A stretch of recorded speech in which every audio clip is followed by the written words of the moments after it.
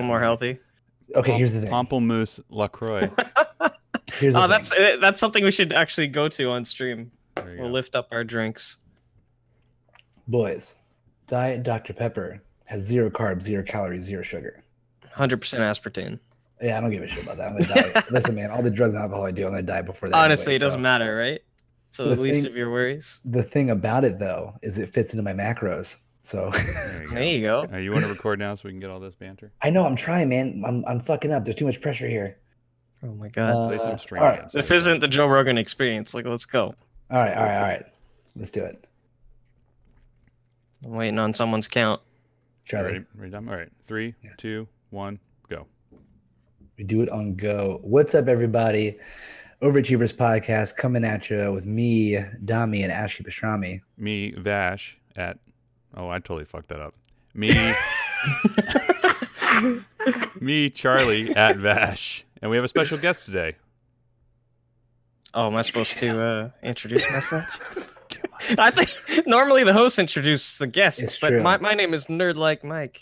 And that's at Nerd Like Mike on Instagram, Twitter, and the YouTube channels. You can find us on Twitter, YouTube, and Instagram at OverachieversP or overachievers.podcast on Podcast. Podcast. Did you suddenly come from Boston?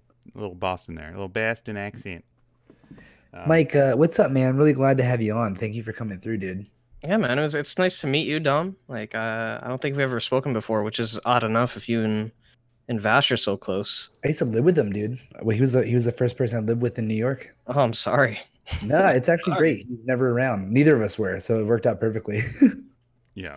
We were both kind of crazy, just doing film work and film life, and just never home. So it worked out. I'm like the perfect roommate of all time. Well, the greatest thing was Charlie was Bitcoin mining at the time, so he's like, "I'll cover electricity." Yes. I was like, "Oh, sick! You got electricity? No doubt. I'm gonna go buck wild."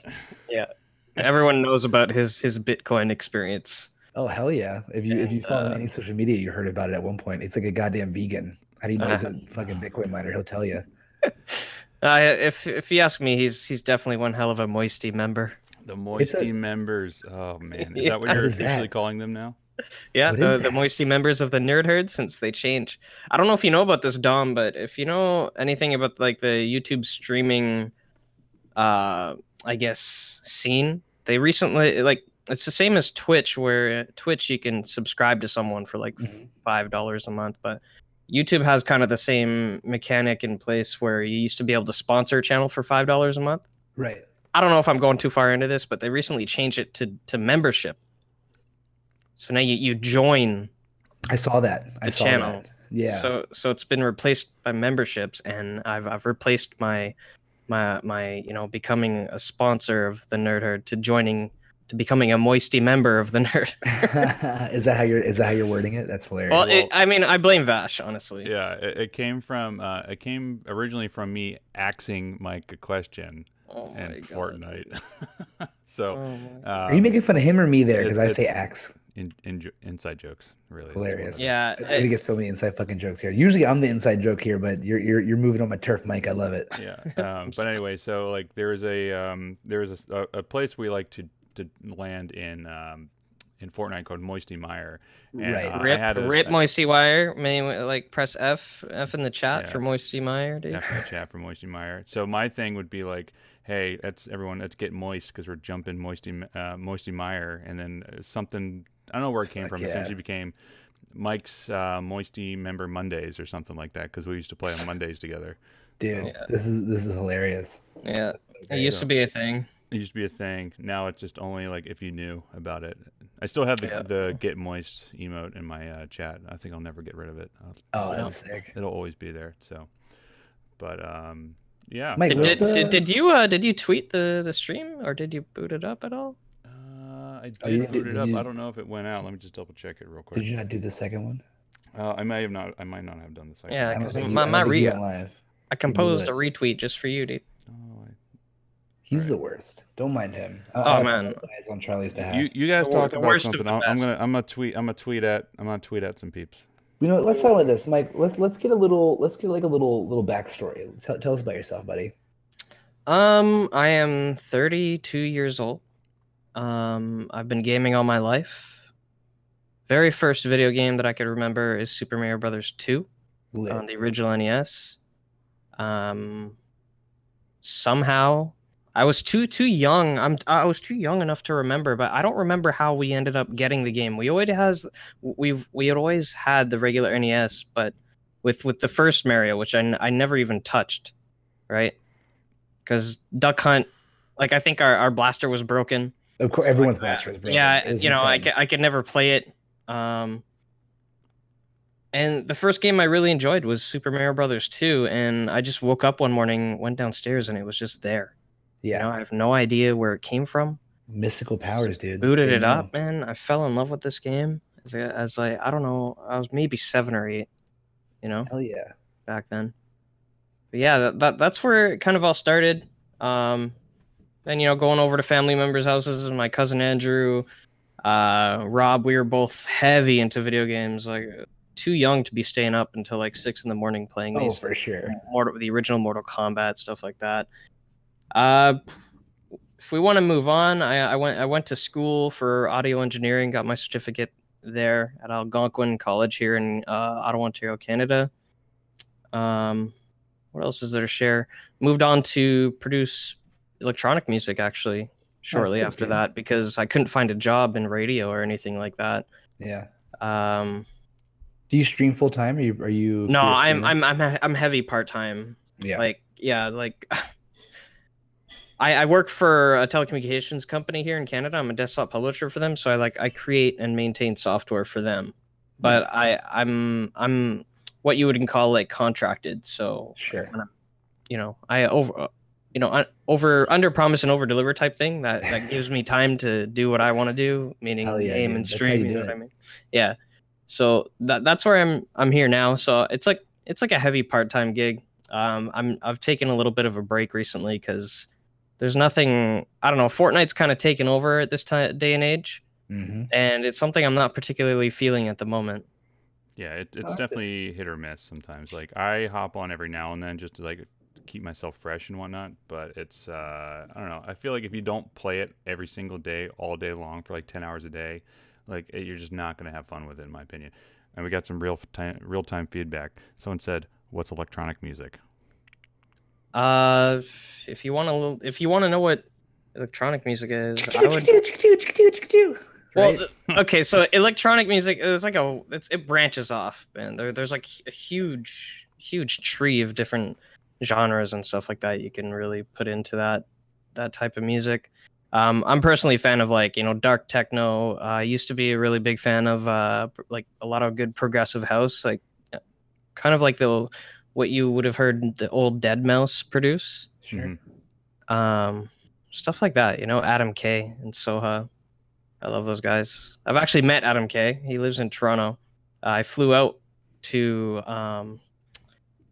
Mexico, Tijuana with him to do a show, and the show was it was terrible. The show was terrible. Like no one showed up, but they paid us anyway. You know, and how do you know all these Canada dudes? How do I know all these Canadians? Mike, is it okay if I call you Mike? Yeah. Mike, we had on before Upshaw, and he's also a Canada dude. I see a trend here, Charlie. Yeah, I actually met Vvash through Upshaw. Oh, no, we knew each other through FFC. We were all FFC. But yeah, well, that's the thing. Upshaw, like back when Upshaw was doing Twitch, I discovered him on Twitch within Star Wars Battlefront. Oh, really? I didn't realize that was the. And then he's the one that asked me to join FFC. That's funny. That's funny, dude. Yeah. Small world, eh? Was FFC like a heavy like Canada clan? Were you like the lone American, Charlie? No, it was mainly Americans actually. Oh, yeah. There was a lot of guys up here in the Northeast and whatnot. Like our clan leader Butcher was, he's in Massachusetts and whatnot. There's actually a few guys here in New York. I work with a few of them. One guy, Trek, he's also in the film industry. That's how I got into FFC. It's how I know all these guys. Oh, funny. We were shooting vinyl, and I was like just getting back into Destiny, and Trek's like, "Hey, you should like play Destiny with myself and my clan. We'd kind of do end game content." I'm like, "Oh, this would be fun," and that's how like I was like, "Oh, well, I'll play with these guys," and then we kind of like formed a little bit of a clique a little bit, and kind of branched off. And then there was a lot of FFC drama. Like there's like some people getting kicked from the clan, a lot of name calling going always. on. It'll happen. And it kind of fell off the wayside. And then Destiny kind of didn't really do anything. And then Division came out, and like everyone who was like friends in the clan like went off to the Division, and we just kind of like, I don't know, just stayed in touch or whatever all throughout the whole thing. So it's interesting of a backstory, but that's kind of like how we all just got together originally, and then here we are. Mike, that's how me and Charlie met. I worked on Charlie. What was Dead TV, like your third or second feature? It was like my fifth or sixth. At that point, really? At that point, yeah. Zombie Killers was my 10th feature. No, so it would have been my eighth feature then. Yeah, because Zombie Killers was my 10th feature. So Charlie shot this phenomenally beautiful looking but bad movie. Terrible horror movie. Dead TV. And I was a production assistant on it, which is the lowest of the low, like getting coffees and doing trash and cooking food. And I heard Charlie one day talking about Guild Wars 2, and I was like, this is my in. This is it. I was like, hey, dude, I play that game too. And then boom, I was in the camera department, and a year later, I was living with him in New York. It was hilarious. Yeah. All it takes. Love at first sight. Yeah, he's like, I'm thinking about moving to New York. What do you think? And at that time, my roommate Chris was thinking of moving in with his girlfriend, his now wife. And I was like, Dom, you can take Chris's room. It's fine. Perfect. I moved to New York with $20 in my pocket. I didn't tell them, but it worked. Yeah, I mean, it's fine. Most people in New York has the same origin story. Yeah, pretty much.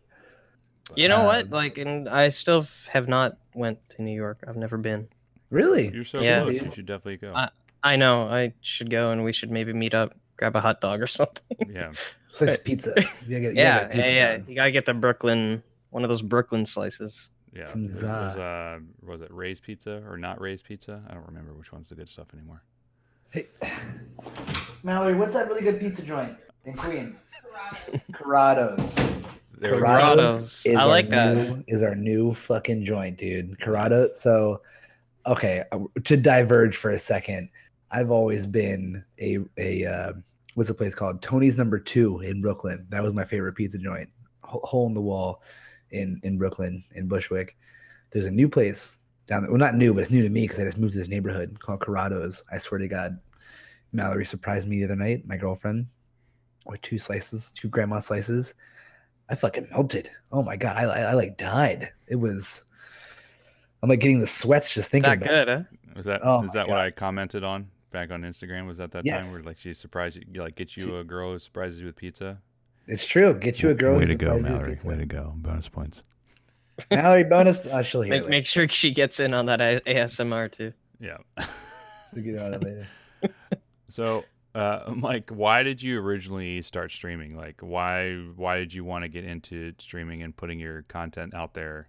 Well, originally I was just a viewer, right? Mm-hmm. I never really thought about streaming. Like, I used to watch streamers back when I was like really hard into Battlefield 4, but I was always like an offline player, you know, just a casual. I started watching streams on Twitch, I don't know, maybe 6 years ago. Like, it wasn't even that long ago. And when Star Wars Battlefront came out, I was looking at ways to advance my skill gap and stuff like that. And I ended up like finding like people like Yummy Gaming. He is still actually a kind of a streamer on Twitch. I haven't really seen him in a while though, but anyways, you know, a handful of streamers, and I eventually started looking for like fellow Canadian streamers, you know, people that I can maybe relate with and stuff like that, to get more of an engaging, you know, response from like as a member of the chat. And I eventually found Upshell, and he was streaming pretty much every day. He was, you know, struggling to pay bills and stuff like that. Because he was in school, and then he ended up moving out at one point, and he was solely relying on like when he had first moved to YouTube, I think he was like solely relying on like YouTube income and stuff like that, sponsorships and donations. Yeah. And you know, I used to help him out. And that's when I joined FFC. Well, And I didn't realize that he was FFC before, or he was streaming before he went FFC. I thought he was in FFC and then streaming. I didn't realize they were one. I think he was in FFC the whole time. I just never had heard about it. Yeah, I just didn't know about it. Yeah, and then when he moved to YouTube, I started doing like I was under the alias of Mike Envy because that was my stage name when I was producing electronic music. And I used to upload like offline gameplay, like walkthroughs, like part 1, part 2, part 3 of a game type stuff, like all the way until the end. And you still do a little bit of that now, right? I think not really, actually. I've been meaning to get back into it, but there hasn't really been any games that have really caught my eye where I want to play through this whole thing. Yeah. Yeah, like you know what I mean? Kind of like a let's play of sorts, and you're like, yeah. Well, there's a lot of options coming out. That's for sure. I know, man, and I guess we can get into that later, but yeah, and Upshell used to, I would be talking to Upshell like off stream and stuff. I'm like, man, like I just want to maybe I should stream. Like, I don't know, man. I don't know how interactive I would be and like fun I would be on like a live interaction type thing. Like I enjoy these offline walkthroughs. He used to push me to stream, and eventually I just started doing it. I kind of believe that's like how it goes. Like I always said, there's no point for me to stream. Like other people are doing it. Like they're already settled. Like why would I even bother coming in? And my clan, big shout out Outdoor Cats. They were just like, just do it, man. Like all of us here are streaming. No one watches it, but who cares? We're just doing it. And I was like, all right, whatever. And I did it, and like here we are. Like, like I started in May. We're at Twitch affiliate. Got like a little sponsor. Like got a cool setup going. I don't know. It's like pretty easy. Not easy, but it's easy to get in a flow. That's what I should say. Yeah. Like if you commit to it, it's easy to get a flow going. And I'm just happy that it was something I could do and put my mind into it. I don't know. I just remember it being so like awkward at first. Oh, for sure. Just feeling awkward, and like even after that awkward tension wears off, like there's always points where you're like trying to end off the stream, and ending off the stream and saying goodbye just felt awkward every time. You know what I mean? Peace out. Learning how to. Yeah. I remember one time I just had a terrible exit, and Dylan Upshell, he just laughed at me, dude. He's like, that was the worst stream that I ever heard. Like learning how to talk to yourself is hilarious. Like learning how to just like, oh, I'm going to this room now, and just doing that shit, or like reading back comments. It's all just a funny part of the flow. And it is. Yeah. Krista says that you're still awkward, Mike. Who said that? Krissa. She's like, Mike is still awkward on Twitch. Yeah. Oh, Krissa, I am still awkward though, but like I'm comfortable with how awkward I am. Like that's part of me. Comfortable. Yeah, that's all. That's what I mean. Like I'll say things live on stream, and I'm like, why did I say that? And I'll say, why did I say that on stream? Like I shouldn't have said that. That's the beauty of it, though, dude. Like, sure, there are a lot of people who like put an act on, and they're like being a character, but there's like peeps who are just being themselves, and that's what's awesome. We're like watching the human condition play a video game, Whereas watching a dude or a gal like play a video game, be themselves, and that's what's beautiful about that shit. Exactly. I'm just a loud Italian that's super greasy, like but people seem to like it. You seem legit. We could probably grab a beer or something. Oh hell yeah! Dom's a character, man. Oh, Dom is one of my favorite people in the world. I appreciate you, dog. Of course. Why I wouldn't ask you to do this if you guys want me to leave the Discord, or yeah, please, Mike. No, you can watch it. You can see here. You can watch. Okay. Yeah, actually, I want you to watch. I can watch. Nah, man, that's the thing. Is like you could be a quiet person streaming, you could be loud and streaming, you could be funny, you could be serious, whatever. Like as long as you're doing what you like to do, like that's all that matters. Yeah. And anyways, like back when Fortnite first came out, I ended up rebranding my channel because I didn't want I don't know, I kind of wanted to separate it from the whole like audio engineering music portion of my life. Yeah. Because once I had my daughter, I kind of had to give that up because it's like really tough to be in the nightlife scene and like have a kid. I'm sure. Unless you have tons of money to help you out, well, there's like services and all that. But yeah, now I ended up thinking about like a brand, and I wanted to make a staple eventually. So I thought of Nerd Like Mike, and here we are. That's awesome, dude. And you've built quite the community around that too. Like you have I see in your Discord channels like people doing like not talking shit, but like everyone has a good time in your channel. Like whenever you go live, like every time I pop in, you always have like something going on, like people like talking to each other and all that kind of stuff, which is what I find is interesting because you're essentially creating like a community within a community of YouTube. So, and not like not a lot of people have that. You interact well with like everyone who comes in and says like hi. We accept all the awkward people that have, you know, social anxiety and like, you know, don't have any like, because there's more people out there. Like there's a lot of people out there like that, more than we probably know about. Oh, for sure. That have, you know, those social issues and aren't able to like properly communicate and stuff like that. Like myself, right? I'm the same but way. Yeah, and I think part of that is because the internet can be so toxic, you know? Dude, so toxic. And that's something I want nothing to do with. Yep. And I feel like, and the reason why I've taken a break from Fortnite for so long and why I've kind of like stepped away from it for a little bit is because that community itself is just like a toxic larva of children. It's really bad. So I don't know. I'm taking a few steps back. I'll come back to it, you know? Dude, once we gave kids the ability to be anonymous and talk shit, everything went downhill. That's what I mean. I'm not a big fan. Like I'm an older guy, you know. Like I'm 32. I don't have the patience for it. I don't think. 100%. I come from a fighting background, and so like whenever anyone's mean to me, I'm like, I just want to. I could just come on. I just want to physically just hit punch you. I could just. I know I could beat you up. Just leave me alone. Just go away. Don't call me like names. Leave me alone. I don't know. Because I never talk shit on the internet because it's like, what's the point? I don't know.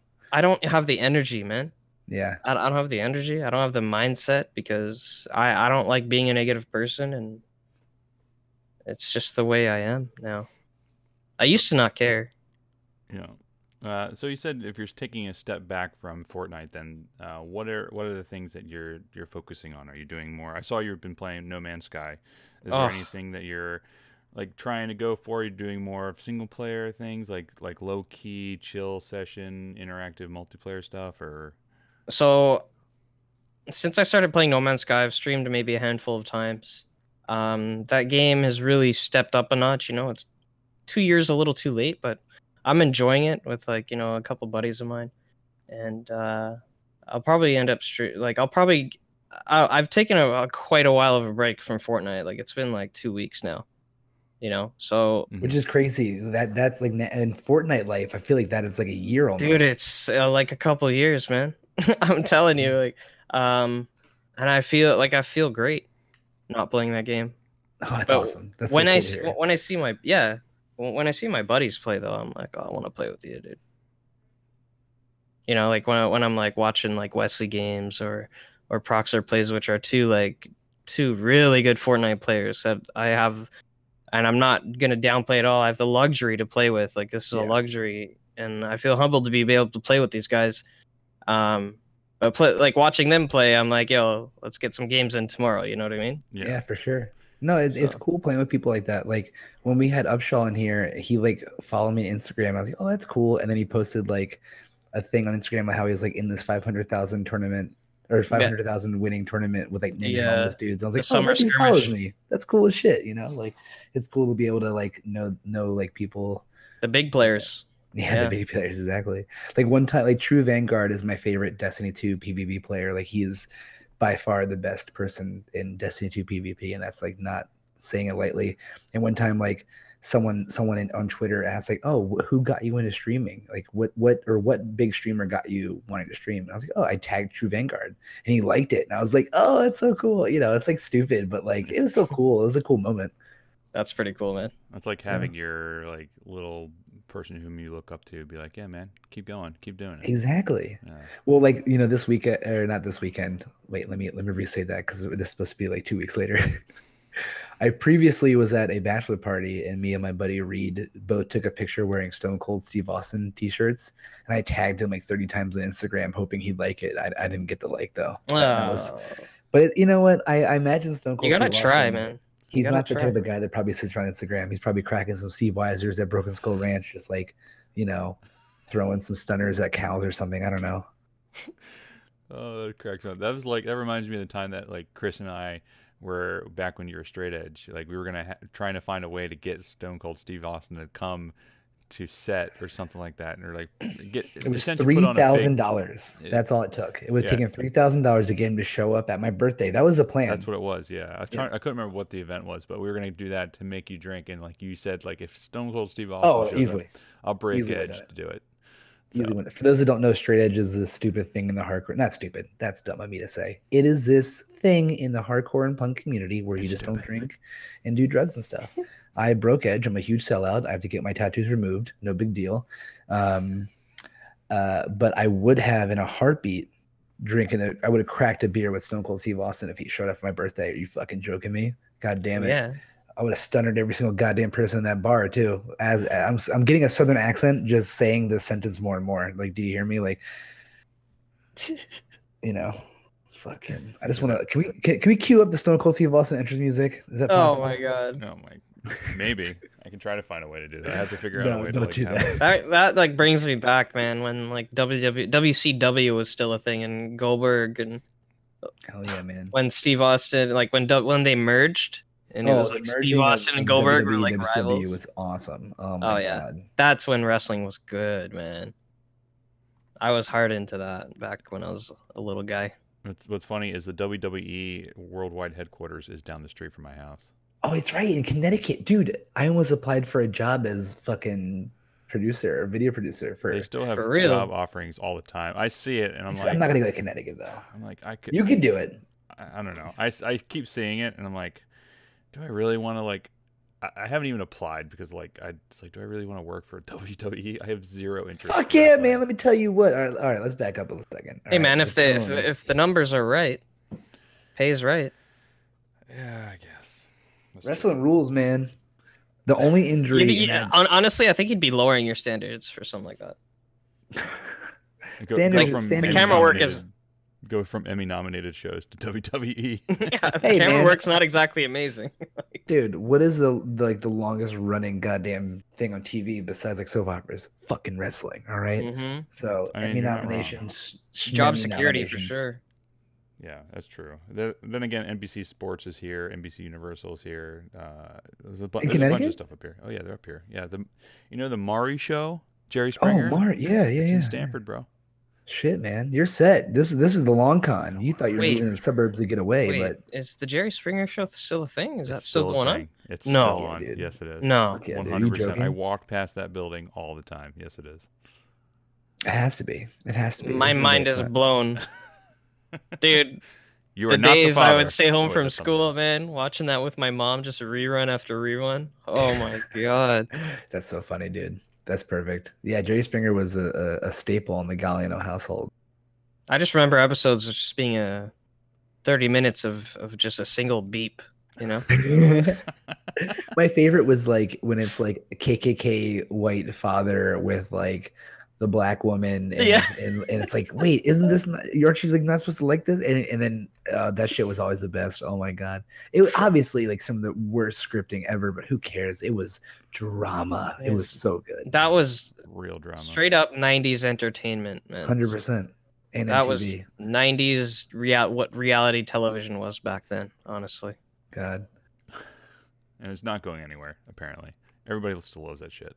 He'll die. He'll die, and then we'll go somewhere. He's got to be looking old, man. I gotta look him up after we're done. He can't be looking good. See what he's looking like these days. Do some real time follow up right now. That'd be great. Yeah.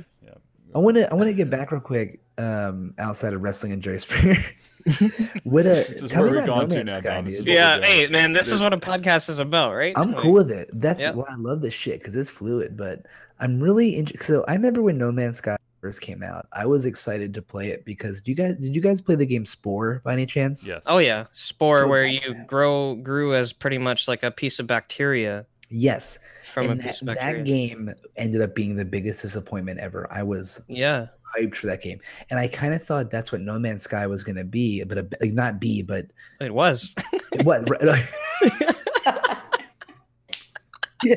It was, dude. Yeah, that's the problem. Is I didn't pick up No Man's Sky because I gave it a minute because I was like, oh, it's gonna be the same thing. Like you're exploring planets, you're gonna do all this cool stuff, and then I remember hearing that tragic tale of the hell that No Man's Sky was. But now though, I see people playing it. You're playing it. Like, what's up? Talk about it. Is it cool? Like, I think it was July 24th. They came out with this huge update called and they added a name. They gave it a name. It was called No Man's Sky Next. It's like version 1.50, and everyone was losing their minds. People, because it's still like oddly enough, it still had like somewhat of a small following, regardless of the terrible stature it had. You know what I mean?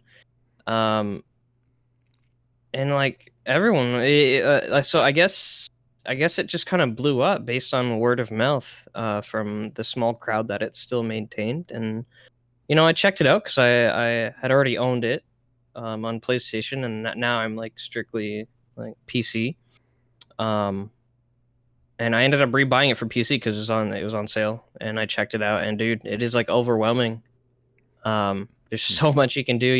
They had promised.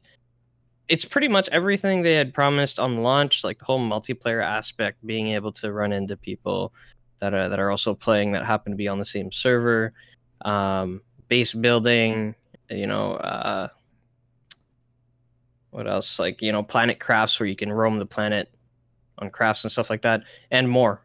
So that's where it's at now, and people are finally playing it and checking it out and seeing what this is all about, and they just continuously start adding all these things to it that no one, like exotic ships, which I found one last night and I have it.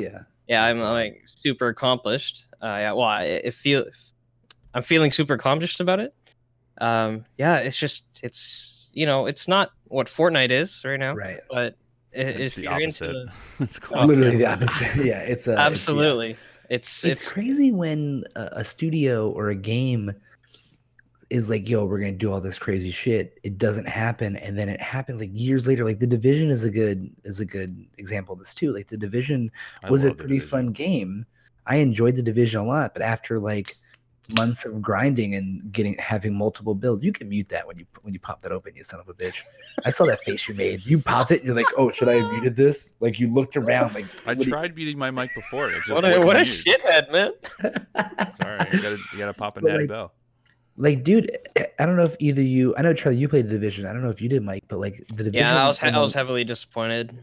Right, exactly. But dude, like in the last about 6 months ago, they came with a new update, and the whole game was overhauled, and it's like new shit, new fucking weapons, new builds, new extra. I didn't even know about that. Yeah, man. See what I mean? You see what I mean? I didn't know about that. It's like the small crowd that it maintains. Once they get the word of mouth out, that's how the updated crowd comes into play. It's crazy though. It's sad though. It's sad that it works like that. It's definitely sad that happens. It's sad that it takes like years of a game getting shit on, and then a studio being like, all right, let's dump some money, let's change this shit for it to like get better. But it's like, I can only imagine how fucking difficult it is making a game this day and age. In this day and age, we have like 30 outlets that are just ready to write a bad article about your game or say what's wrong with it, like get on the negative hype train.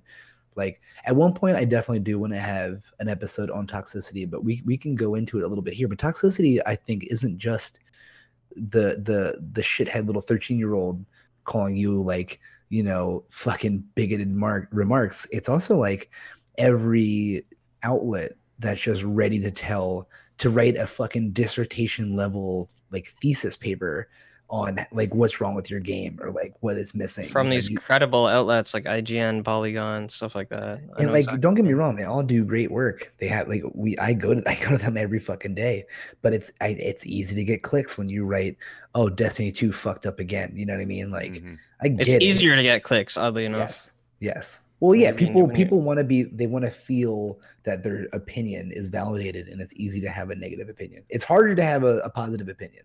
It takes work to feel good about things. It's so much easier to be like, oh yeah, that gun sucked, this game sucks, like whatever, like. And it's like, I can only imagine making a game that I just spent like 2 years making, and it's like I fixed all the bugs from the previous game. I made a more balanced PvP. Like I'm giving you the fucking Destiny 2 right now. They like. Is that what's happening with Destiny 2 right now? Well, so when Destiny 2 came out, they're like, all right, guys, we made chaotic. We made weapons easier to get. We made farming a little easier, blah, blah, blah. And everyone's like, what the fuck? This is garbage. I'm done now already. And it's like, wait, I'm sorry. We were just listening to you guys. So now Destiny 2 is not again, but they're doing the same thing Destiny 1 did. A year after launch, we're coming out with this giant expansion where the whole game's being changed. So in 2 weeks, September 4th, the Forsaken DLC drops, and it's a game overhauling experience. Just like how every other game now. See, I feel like there's a difference between. Well, I don't feel there's a difference. There's a big difference between like before your game launches, saying what the game is going to be, and what you're going to be able to do, aka No Man's Sky, and legit just lying to your clients, right? Yeah. And the Division, not really going into it too far. Showing. I was a little like I'm more upset at No Man's Sky than I would be at Division, sure, because there was no empty promises. You know what I mean? Right. Sure, what they showed at E3 was like graphically is always okay. They did that with Rainbow Six Siege too. They'll always do that. Every game. Why? Do you remember? Do you guys remember? It was no. Honestly, I just want to finish my point, Dom. Yeah. I'll let you go right after. But for sure, think about yourself as a customer. All right, yeah. When you buy something, you want that experience, right? That's the product you're buying. That's what you're looking to do. Of course, people are going to be super pissed off when they buy Division, No Man's Sky, Rainbow Six Siege, only to find out that it's nothing like what you saw at Best Buy, or on a commercial. Like it's like you're I don't even know. That's your money that you work for. Yeah. Of course, as a consumer, you're gonna be pissed. For sure. Right off the bat. I think there's definitely two instances that, like you mentioned, there is like when the studio is lying, like when they're just not, where they're saying there's gonna be things and they're not there, and then when a studio publishes a game that is different, like a sequel. It's always a sequel that does this. Like Halo's had this curse every single time. Every time a Halo comes out, the previous one was always better, and when that one came out, it was garbage, though. And I feel like sequels get it hit the most because people are coming off of this hard hype from the previous game, and they're coming to the new one, and the studio is just trying to fix what's wrong with it, and then it ends up being not what people want. And a great example of a fucking studio just lying again was like, I don't know if you guys played, I know you did, Charlie, Star Wars: The Old Republic. They told us when you were subscribed that you'd be getting monthly content updates every single month, new shit, new strikes, new raids, new everything. Never happened. No, like I quit paying after that in like 4 months. I was like, I'm not paying for this game. Absurd. Yeah, and that is was that like a monthly, like it was a subscription based MMO month, something like that. Yeah, it was a monthly subscription MMO. I feel like for some reason I feel like that would be like I would be less angry. Really? For a monthly subscription based game, depending on how many hours I put into it, though, how much money. I put so much time. I'm like afraid. So much time in that game, dude. Oh my god, I got in so much trouble. I was younger when that game came out, and I would just like show up to work late, like a little asshole kid that I was. Oh yeah, bags under your eyes, dude. Oh my god, yeah.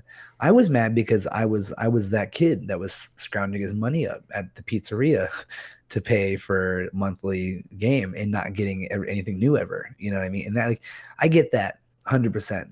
We should be upset in that manner, but like, I think that sometimes it definitely does go a little too far. I would say so, but I feel like No Man's Sky is like a prime example of what you should not ever do as a studio. Yeah, I'm honestly surprised they've held the status they still have right now, where people are actually coming back to it. I'm honestly surprised. I was skeptical. I only came back to it because my cousin Andrew, that I play with a lot now, like he mentioned it. He pushed me to it, Otherwise, I would not have even touched it. Games like Division and Rainbow Six Siege, they're so much fun regardless. So it's easier for me to go back to games like that. Yeah, a lot of those are just like pick up and play, no matter where you've gone. But when you're missing core mechanics of what would make the game fun, I don't know. It depends. Like I'll always pick up a MOBA and play a MOBA like League of Legends or Heroes of the Storm or Paladins because like I know what I'm getting into. So you can just go and play. Right. Like, have you played Realm recently? Not since the new patch. I haven't played in like 2 weeks. I haven't touched it in a couple of weeks either. But I'm waiting for it to come out on PS4 on console before I kind of get back into it. So, because I want to play it there because my mouse and keyboard skills are not the greatest whatsoever. So I need the help of the auto aim essentially. I mean, I'm the same with like dungeon crawlers. Anytime a Diablo comes out, even you don't have to give me. I play Diablo 3 still to this day. That game's been out forever now. It was garbage at launch, but like I don't give a shit. I'll always play it. You know what I mean? Diablo 3. Wow. Yeah, man. Oh, Diablo hell yeah, 3 is still dude. fun. Dom and I played a couple weeks back. That's way back. Dude, so much fun. I don't know if you have it on PC, dude, but you're some fresh gear. I wasn't really big into games like that. I was more like, if you want to talk about my gaming career, like as like counter, like when I got my first job, man, I financed. You know, my mom never like my mother was a single mom. She never really had a lot of money. Mm-hmm. You know, when I got my first job, as soon as I was like, you know, I was finished high school, took a year off to figure out what I wanted to do, which actually worked out for the best. But I was working at a movie theater, and as soon as I got that first job and my first credit card from, it was a mistake, but you know, I at least I had a little bit of credit. I financed my first computer from Dell, and I was playing Counter-Strike 1.6. Yeah. Hell yeah, dude. In the Cal League, dude. Hell yeah. CAL. Never made it to Cal I, but I was in Cal P at one point. And I moved from that to Day of Defeat, which was a World War II version of the Half-Life environment. Right, yeah. Yeah, and that got me into like really, like just really driving through FPS games. Yeah. So would you say that you're drawn more towards the FPS style or a third person rather than kind of like 100% or anything like that? Yeah, 100%. I enjoy third person here and there. Mm-hmm. But I love first person. Like I just actually pre-ordered Battlefield 5 like right before we started. Nice. Well, we can hop in together because I have that and Call of Duty also pre-ordered. So for PC though? No, PS4. Yeah, see, I sold my PS4. Oh, you did? Oh, I didn't tell you that. My guy. And it's nothing against like console players or anything like that, but it was honestly collecting dust. Like I love playing on my Alienware ultra wide 120 hertz G-Sync monitor. You know, it's not the same experience on console. I'm more of an immersive player, but the fact that I have a monitor where I can like immersively play competitively, I'm not going to give that up. Yeah, it's pretty dope. Not gonna lie. And I was actually getting to your point of being, you know, you say you're a terrible keyboard and mouse player. You know, I'm seasoned, so it's like a little bit different. Mm-hmm. You know, so I just enjoy the experience a little bit more. Well, it's kind of the same because I grew up playing RPGs. Like I never had my own console. I just played my brother's. So like my older brother always had like Nintendos, and I was really big into like Legend of Zelda on N64. But when I got older and my parents got a computer for my parents had a pizzeria. They got a computer for like the business. And of course I threw Condition Zero on it, and like it ran. So yeah. Condition Zero, that was so good when it first came out. Dude, you're giving me goosebumps, man. Was one of the best games I ever played. I would still play Condition Zero if the servers were up, which I really doubt the servers are up these days. It's probably just all CS:GO. It was like a nice bulked up version of Counter-Strike, man. It was so good, Vvash. And like when I couldn't play it, we would go to Games 3 on Main Street in Stratford, where you paid $5. You got an hour of play on any of their computers and just like waste days playing Condition Zero. Let me tell you guys a story. Such an illegal story. Ooh, I love illegal stories. I'm Italian. I had this friend. He was actually one of my best friends in high school. His name was John. I don't even know what he's doing nowadays, but he turned his life around in the wrong way. Let's just say that. But he worked at a LAN center, all right? And like as a cooperative education you had to do in high school, to gain like a certain amount of credits. He was working at a LAN center, and before Half-Life 2 came out, they had already gotten keys for Steam to download Half-Life 2 like a month before it came out. Dude, so he stole a bunch of keys from his LAN center. Yo. And we were booting up like Counter-Strike Source, Half-Life 2, we beat the game in like, 12 hours, stayed up late overnight. It was sunny outside. We kept going. Counter-Strike Source, Dave Defeat Source, all of the developer servers, all of these devs and game testers are in these servers, dude. Like, he probably got in serious trouble. He got fired. Like, oh, he got found out. Oh yeah, immediately. But I was a little shit back then, like I didn't care.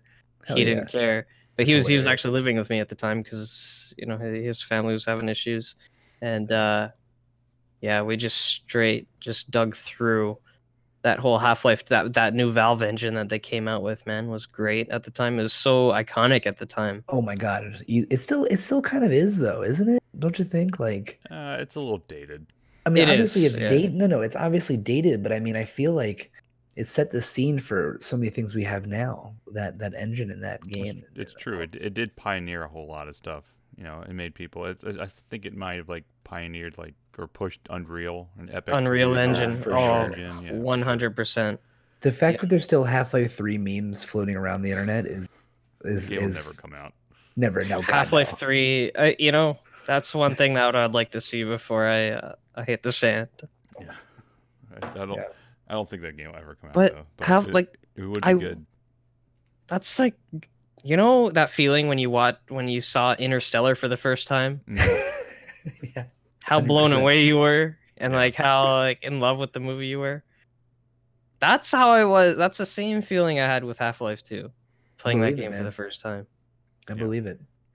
And I want that again. They just did so many good things with Half-Life 2. I mean, it was just, I don't know, when did that come out? Like, dude, story-wise, like besides all the cool game shit, just the story was awesome. It was so cool. Like it was some good writing in that for sure. Amazing writing. It's amazing. And the music. The music the score was great. The score was so good. I'll never forget it, man. And always being into music, like I'll never forget the score in that game. I'm about to replay that. Do you need a moment, Mike? Do you need to take a minute?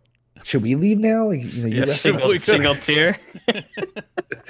Start crying. Oh man! I'm trying to think the last time I felt that in a game, like when I had that moment. Like, I don't even know. I felt it briefly when I played Elite Dangerous for the first time. I haven't tried that game yet. I've heard good things. Not familiar, because I had just gotten like my first ultra wide monitor, and I was like, I was still relatively like new to like I had come back to PC gaming. It's like, damn, this is like immersive as heck. Yeah. And smoking some green sometimes helps with the immersion. For sure. Yeah, I like watching your streams too, Mike. I think I popped in like last week saying like the ultra wide, because you tag it as like cinematic gameplay, and it is very cinematic. It's very like a 21:9 kind of, like almost 238 or 239. Does it stream out ultra wide? Yeah. It's okay. He just brings it down.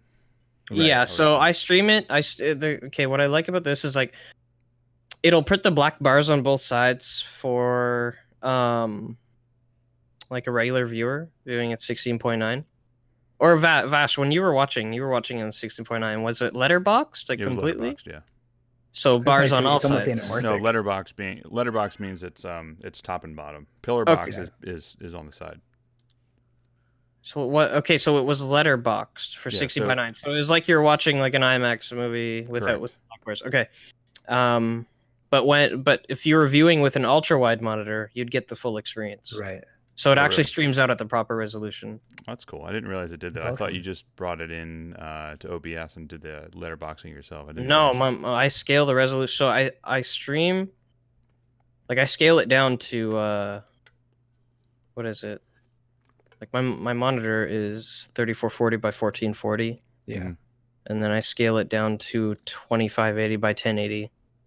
Just because I can't, like 1080 Ti is great and all, but it can't handle the 3440 by 1440 encoding.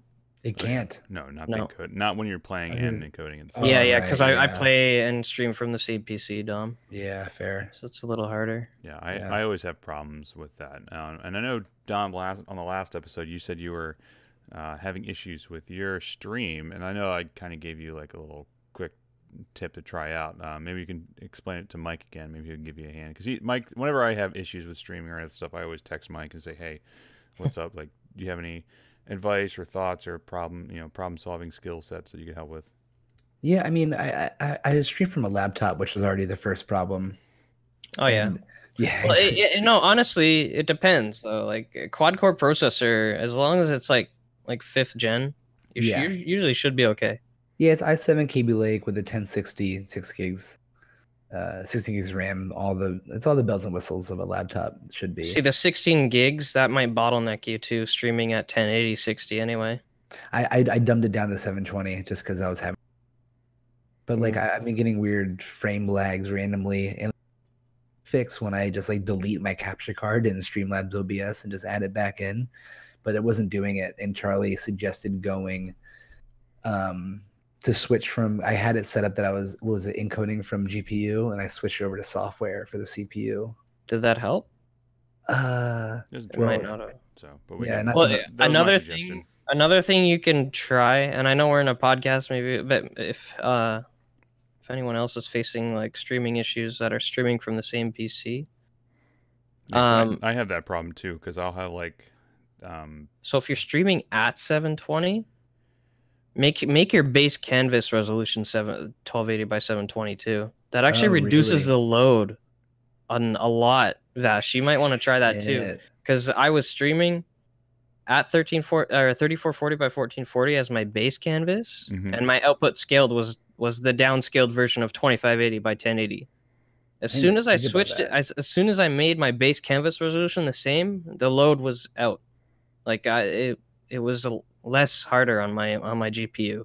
Oh, interesting. Dang, that makes I don't know why, but it really helped. Well, it's because it's doing work, right? Yeah, it's not doing any more work for sure. There you go. Yeah, the scaling portion is out the door. So I didn't think about that. I thought I was doing myself a favor by outputting at a smaller resolution, because I play my Xbox on a 4K monitor, go to my Elgato into my computer, and so the base canvas is 4K still, even though my computer's not 4K, because my monitor is 4K. So I mean, I'm sure I could tweak around with that. That makes so much sense. Yeah, like you're still playing at the resolution you want to play in. Yeah, but OBS just isn't scaling it anymore, which reduces that load on your whatever it is, like your memory and GPU, CPU.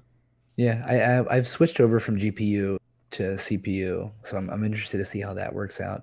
And like, I was saying to Charlie that like I feel like so much of whenever there's a problem that arises in OBS, like Streamlabs specifically, you just like delete something or close out of it, bring it back up. You're like seriously blowing in a cartridge of a SNES. Like, yeah, I'm pretty sure Vash has messaged me for an issue that you had prior, Dom. I'm pretty sure Vash has messaged me, hey, my buddy's having this issue. If I go back in my iMessage log, I probably have something. I think you actually did tell me you were gonna message your buddy about that. That's so funny. Yeah, well, that's what I said. Mike's my tech guru that I go to. Homies helping homies, dude. I just troubleshoot a lot. That's the only way I'm able to really know these things. Yeah. Well, the crazy thing about the streaming gig is that we have so much going on. I have a mixer. I have goddamn OBS happening. I have the game. I have like, my Astro program. I have Mixamp, yeah. There's so many things happening that like one little kink anywhere is it's like upsetting. Yeah. Well, it's like I feel like every time I load up Streamlabs, my goddamn audio is different. Like every time, somehow my mic is lower than my party. Like the game is now suddenly too high. Like how I didn't change anything from the last time. This is different. I know the feels, man. That's how it goes. I can tell you're frustrated just by thinking about it. You try OBS Classic, Dom. If you're having issues. Oh, right. Wait, are you using Streamlabs OBS? Yeah, I am. Yeah. Oh, stop. I am. I know. I mean, they say it's lighter on your CPU and like on your system and all. It's not. Yeah, I did it more so because I didn't know anything. It looks very JavaScripty too, which is always a bad sign. Yeah. Yeah, I switched back to OBS Classic. Fair. You were using Streamlabs? Oh yeah, I loved it at first. Same. Yeah, same. And you got the chat and all your notifications in one place. It's great. It was good. OBS doesn't have that? No. So what do you do for chat and all that? You just go to your page? I have actually a bookmark for my own page where I just pause my stream and or pop out the chat. But I usually don't pop out the chat because I like to see how many likes I have. Yeah. Get like spikes going and stuff. Well, like with Twitch, you have your live You have like your live your channel stats and everything. And I usually find that I'm not even looking at my Streamlabs OBS anymore. I usually have the Twitch stats page up with I have all my chat and I have all that shit going. Yeah. It's like, yeah, I don't even really need the Streamlabs format. I can just use like regular OBS without any of that shit and just go right in to the Twitch page. So let me ask you guys something. Ooh. Who's your favorite streamer? Yeah. Oh, I want to know who your favorite streamers are. See, well, it's not a bad for me to say that, but Charlie might be stepping on some. Okay, well, I'll give you a max of 2. Oh, my favorite streamer is, like I mentioned before, True Vanguard. He's just in Destiny. He's just the best PvP player there is, hands down. He just has so much fun while he plays, and that's what I like about it. You know. All right, Charlie. Ooh, that's tough. Outside of he's turning red. Well, it's just strange because like outside of like our the streaming friends that we have, I don't know if there's anybody whom I follow specifically about like I follow people to support my friends whom I play games with. So that's pretty much it. So I don't know if there's anybody. Such a good guy, isn't he? He's what a nerd, guy. Man. He's out of here. It's just I don't know. I don't have anybody who like I don't like follow anything specifically. Yeah, I mean it's kind of a cop out answer, but like I just don't have any. No. If I had to probably pick somebody, it might be Ninja, maybe just because the dude's insane. And you can learn from someone like that. Yeah, it's true. But like he plays on PC with mouse and keyboard, and I just can't move like that. I just don't have the dexterity. It's tough to do that. Which is primarily why I like console, and also for me, like I like playing console because I have a 135-inch screen that's right there with 7.2.4 surround sound, and I like to be immersed. Like that's all right, we get it, you fucking dork. Put your dick away. Just slam it on the table. It's literally right there. You know, it's great. Yeah, it's pretty cool, man. That's pretty cool. So I mean, that's my immersion with console gaming. So it's like, I mean, yeah, I have a good PC and I can do that with, but I don't know. I'll get back to you on that though. I will find. Oh, you're gonna think about it, okay? I'm gonna think about it, but like, you know, I mean, it's I like to watch people whom I support. Or I support all his friends are his favorite streamers. That's an honest answer though. I've seen you, Vash, like the way you support our cliche clique, and if that's what you want to call it, but I've seen how you've made their lives, you've had an impact on their lives, like Upshall and stuff like that, dude. It's no joke. That's what it's all about. It's all about, like, you know, I said before, homies helping homies. Like I wouldn't have gotten affiliate if all my friends didn't watch my stream every time I go live. Like I get random people in, which is cool, but it starts out with your friends, you know. Always. I also have like, I'm lucky in the sense that I have kind of a niche. I also do Brazilian jiu-jitsu, so I'll get the random like jiu-jitsu nerds that are into games too that pop in like, yo, I found you on Instagram, this is so cool, like here's a sub, and I'm like, yeah, that's sick. Yo, dude, that's cool. That's how you build it, man. One step at a time, one person. Well, I stream jiu-jitsu shit, and I only got the confidence to do that because this one black belt, one of the best American jiu-jitsu fighters in the world, Keenan Cornelius, he's a big video game nerd, and he sometimes streams video games, but he also streams fucking critiques of his past jiu-jitsu matches. So he'll be like streaming some big like match he had, and it's like, all right, pause here, and like he'll like see what we did here, and he's like live streaming this while he's going through it, and it's like a really cool thing. And I was like, I'm not gonna do like a critique of myself, but I'll just like live stream me doing jiu-jitsu, and like people watch it. It's not like it's not as much followers as when I play Destiny, but like I don't know, it's a different thing. It's cool. Yeah, some variety. And Chris had just commented, it's about the friends and community. Yeah, it 100% is. 100% agree. Like, it's all about, you know. Chris is part of our little group that we have in the Moisty members of the Nerd Nation. It's hilarious. I went to. She's one of them. She's a very supportive person. She's a very moist member. Oh yeah. Mike, I went to your gram. I loved seeing. Where the fuck was it? Let me bring this back up. What is it? The herder of the. What the fuck did it say? What do you thought? The leader of this nerd herd. Like. Oh yeah. The leader of the nerd herd. It's great. It's good. So Mike, is there anything coming up that you're really excited for, or like, are you happy with just chilling with No Man's Sky, or Like, I know you said that you pre-ordered Battlefield 5, or like, is that what you're looking forward to, or is there anything Yeah, else on the horizon? I think I'm gonna grind Battlefield 5 pretty hard. Find the meta as soon as it comes out, and just rock it on YouTube, man. I'm gonna do my best. You know, like I'm just under 4,000 subs, I think, which is a good starting point for a game like that. Mhm. Because that way I'll have the initial traction of the current community and hopefully see some new faces pretty quick. Especially with the school year coming in, because I know a lot of people lurk while they're at in between work, classes and whatnot. either Yeah. in between It's easy to classes do and stuff that. like that. It's so easy to do that. Now, why did you pick YouTube over like Twitch or any other streaming service? Okay, so YouTube at the start, so it's in a different place right now, but YouTube at the start was okay. I originally started streaming on Twitch here and there, but it's like so. I kind of got like a really bad, like sour taste in my mouth about that platform, just because it's like really saturated. Like it's like a can of sardines of streamers, like just jam packed with streamers, and the only way to get noticed is to get more viewers. You know, if you're sitting, like if you go onto Twitch, the only way to find someone that you don't really know is to scroll all the way down. If you've seen their like if you click on a game that you particularly enjoy, if you want to talk to a smaller community, you really have to scroll all the way down. And then there's the view bot issue that Twitch always has had. Dude, the bots. See, YouTube's algorithm, it actually picks that up, and they don't allow it. Like your channel will, if you ever attempt that, your channel will just become invisible to the eye. Yeah, I've been finding that. I guess it's more organic with YouTube. It's everything like, or as people call it in the advertising, it's like organic views as opposed to like tactical views. Or whatever. Yeah. Exactly. Yeah.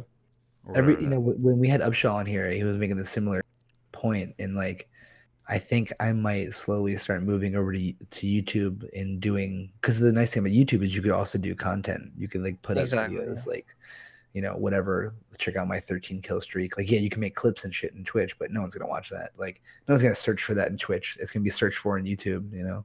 Yeah, you can't really search a clip very well, and like the search function on Twitch is not up to par in what it could be, I guess. Yeah. You can always do both, slowly migrating. Yeah, I've thought about doing both, but I don't know. I don't really want to build a following on Twitch. I'd rather commit to like a single platform. Yeah. Well, like someone like me who is like, I just got affiliate on Twitch, and like, it took me a minute to fucking build that. Like, should I stream both, or should I just say fuck it, Twitch out of here and go to YouTube? Like, I don't even know. I don't even know anymore. I just went to Twitch first. It's so tough, man. Right now, it's so tough either way as a smaller streamer. That's the problem. Yeah. Because now YouTube's just Fortnite clickbait, man.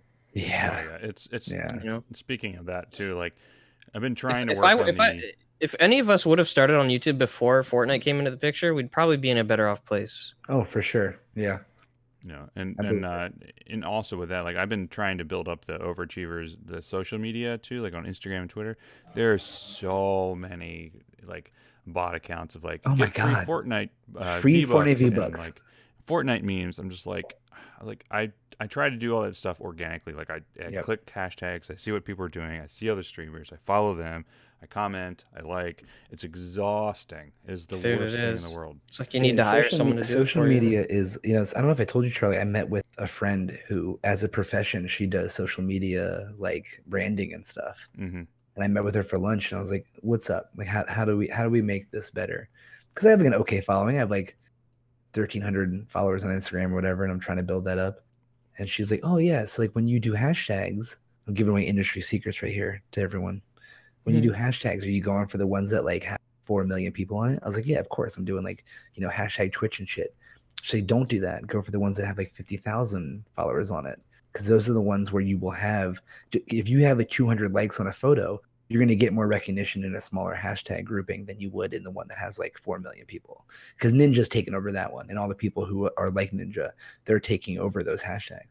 So there's this whole crazy science behind social media branding that I didn't even think about. Like I just thought like, oh yeah, I'll spam like 30 hashtags in the photo and like I'll get a bunch of likes. Nah, son, it is there's way more like mathematics involved there and shit. It's fucking crazy.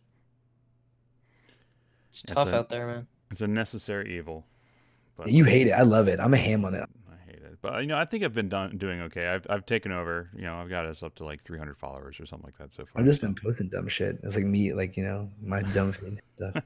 That's what I do well in. I'm just a ham. That's why you bring me on the hype man, It's all good. It reminds me, I have to take the social media photo for this session. And when I post it in like 2 weeks, no flexing, no flexing. Let's see those pipes. I have tickets to that gun show, dude. You shake out my wait, Charlie, even better. Wait. No, do not take off your shirt. Do not take off your shirt. No, let's put my medals on. Oh my god. You hear the clangs? Oh, it's yeah. Not fitting. It's not fitting over. This is the worst. It's not fitting over my. Yeah, it shouldn't fit over that big head of yours, dude. Pulling your medals down. Get out of here. Oh, well, Mike, thanks so much for being on the podcast, man. I very much appreciate it. Dude, Mike, appreciate you, man. Guys. Thank you so much. So tell everybody where they can check you out. At Nerd Like Mike on Twitter. If you want to keep in touch, I'm very active on there with my followers, actually. And youtube.com/nerdlikemike as well. Those are the main 2 hubs. I do post on Instagram as well at nerdlikemike. Not as often as I probably should. But yeah. Cool. Well, thanks, guys, for coming in and checking us out. This is episode 4 for Overachievers Podcast. You can check us out at Vvash, at Ashy Pastrami, and at OverachieversP on Twitter, and overachievers.podcast on Instagram. Thanks so much, guys. We'll see you next time. Catch you later, nerds. Keep your mic rolling. Keep your thing rolling. Upshaw cut it last time, and I was like, Upshaw cut it the second we said later. We got to time it, right? Oh, no. That's fine. Just we do like a little after show. Like, that's like a 5-minute thing. We just talk about whatever it is we want to talk about. So what's new? What's good? Anything different, change, or anything like that? Honestly, man, I'm finding it really hard to stay motivated when it comes to like gaming and streaming and stuff like that. I find it's like my attention span for gaming is really low.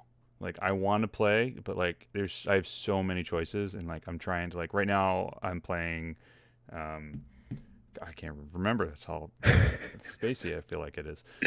No, I'm playing Divinity Original Sin 2 because it just dropped on PS4. He loves it. I don't even know what that is, but it's a CRPG. Okay. Computer RPG, like top-down tactical RPG and whatnot. Just a lot. Oh wow. It's a lot of fun to it. It's not easy whatsoever. It's very much based on Dungeons and Dragons, which I think is nerd. I think is pretty cool. Yeah, nerd. I mean, hey, whatever. Mike, what do you think this like little lapse in like motivation has come from, dude? What are you feeling? What's going on? Fortnite, bro. Yeah, it's bumming you out.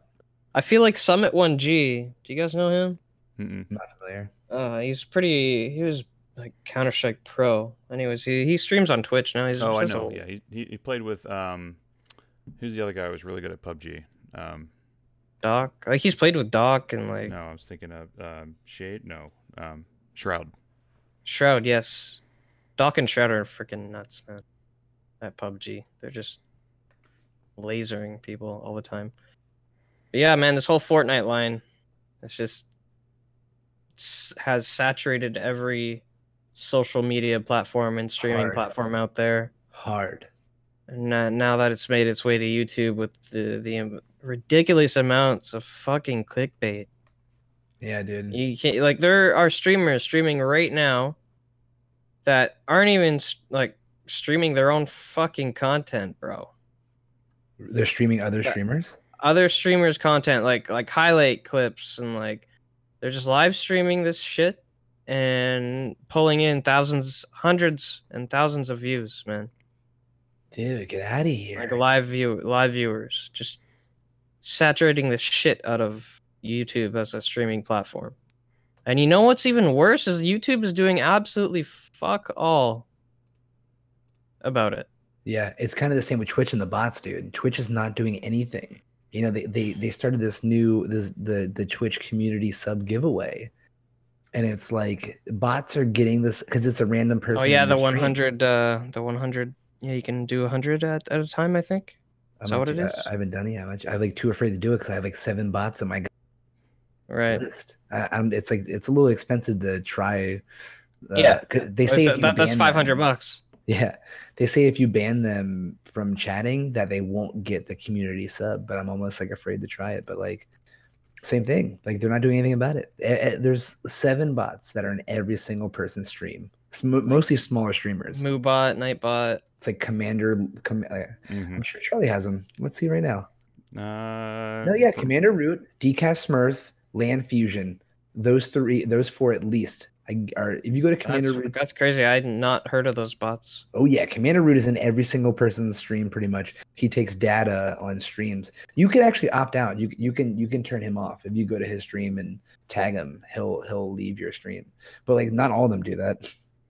Okay. But it's like still like it's a thing. There's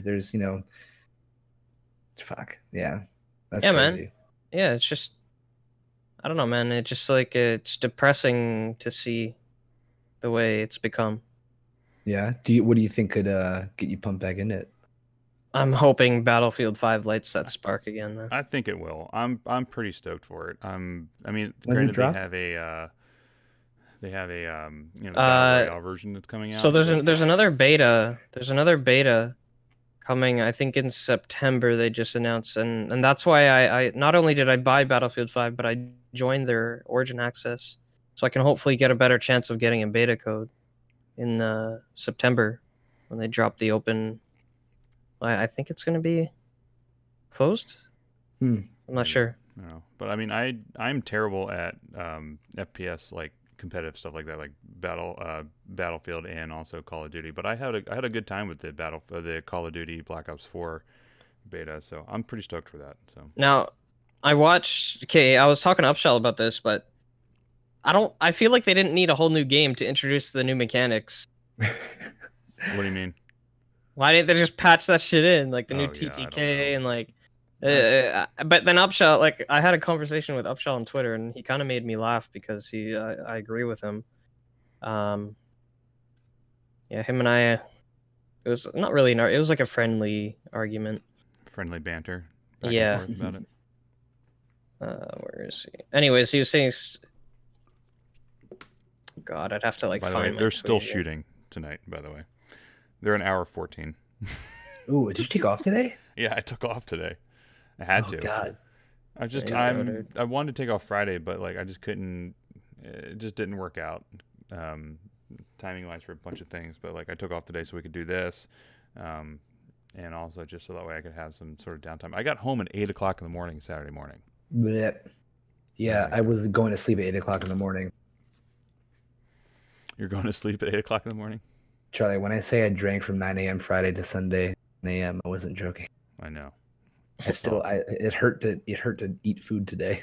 Oh my goodness. But here we are, straight edge, nail to the X.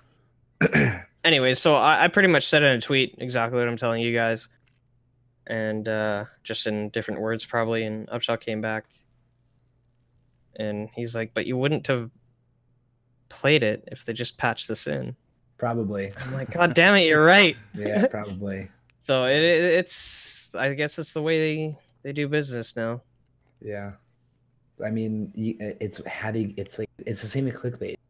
That game is like its own clickbait. It gets you there. So I didn't pre-order Black Ops 4. I'm gonna wait to see what the Blackout Battle Royale mode is gonna be like, and then I'll make my decision then. That's one game I'm not gonna pre-order. I've never really been a Call of Duty guy, to be honest. Yeah. But I'm interested. I'm interested in this Battle Royale mode. I pre-ordered it in order to get into this, and then based on that, that'll determines whether I keep my pre-order or not. So, because you can always cancel, it's not an issue. Yeah. Can you? So, yeah. Yeah, totally. But they're doing. I thought that was like a betas physical every week. copy thing only. I don't buy physical copies. No, I mean you can just go through. I mean, I pre-ordered through PlayStation Network, and you can just go through and say like, "Hey, I canceled. I was misled with whatever." Dude, it are you is. kidding? Every time I tried to dude. refund a PlayStation game or pre-order, they always give me issues. Yeah, Well, you you just can- hassle them, dude. Well, Just you can hassle 'em. always buy the base game, and then say, "Hey, I want to pre-order the deluxe edition." Oh, you're smart. See, I Yeah. didn't think of that. I don't know Dude, what's going when Battlefront 2 came out, and people were like freaking out. They're like, no refunds. And then like someone brought a lawsuit up and they, okay, everyone gets a refund. Yeah. Krista says, I don't even care about the blackout. I'm just hoping zombies is good. I've never been a fan of zombies. But that's just me neither. Not a zombies guy. I was like, that's what kind of what kept me going after Modern Warfare. The zombies was what did it for me. To be honest, there's like, to me, every Call of Duty was the same goddamn. Like the PvP experience. You're not wrong. You know, so like the zombies was just something fun I did with my friends. I didn't play Call of Duty for PvP. I played it for the story, which is hilarious that I'm saying that, and then the zombies. I played like other games for PvP that are more thrilling, like fucking Counter-Strike and Halo and stuff. Like that was my PvP experience, you know. Yeah, I'm really hoping Battlefield 5's like super good. I really like Battlefield 1 a lot, so I'm stoked for it. Yeah. Cool. Anyway, thanks, Mike. There's a link that I dropped in the Dropbox in the Discord. So essentially, we can stop your recording now. You want? Wait, no, not yet. I gotta add some ASMR into it. I already did. So there's. Yeah, you like that? Yeah, fuck yeah. No. Still streaming this, but no. All right, let's stop. All right. Thanks everyone for coming out for the live stream. Peace. This is a lot of fun. We're gonna be doing these. Wait, oh my god, my Audacity wasn't recording. Are you joking? Yeah, I am. Fuck you. Just make sure that you save it and export before you close it, because it will delete things. Mike, you're dead as to it me. happened with other people whom I've worked with. Not saying anything, Dan. Anyway, we did a double recording tonight because Dom's going away to Italy for 2 weeks. So, Fuck yeah. and we're going to be releasing episode 3 on Monday, like a week from today, and then this one will be out in 2 weeks from there. So in 3 weeks from today, this one will be out. So we do these bi-weekly because I didn't want to burn ourselves out going forward. What do you want, MP3? No, wait, please. Oh my god, it's gonna be like 18 million gigs. No, it won't. It should be about 600 megs. Okay. So. Mike ASMR is the, I don't know what that says. I can't see that on my restream. Do you still have the stream going? I still do it, yes. Oh, Mike ASMR is the bomb. Is that what Krista says? Krista just has a big virtual crush on me. That's why. Now she knows. Anyway. Now she knows that I know. Does she know that you know that I know? Dom looks disgusted. No, I'm searching for the file. Yo, and you search for things, you look gross, man. Yeah. You look grossed out. Anyway, I'm gonna stop it here. Thanks, guys. We'll catch you on the next one, which will be in about a month with a live recording. So, but these guys will be out soon. So cool. Thanks, everyone. Cheers. Does it automatically save a wave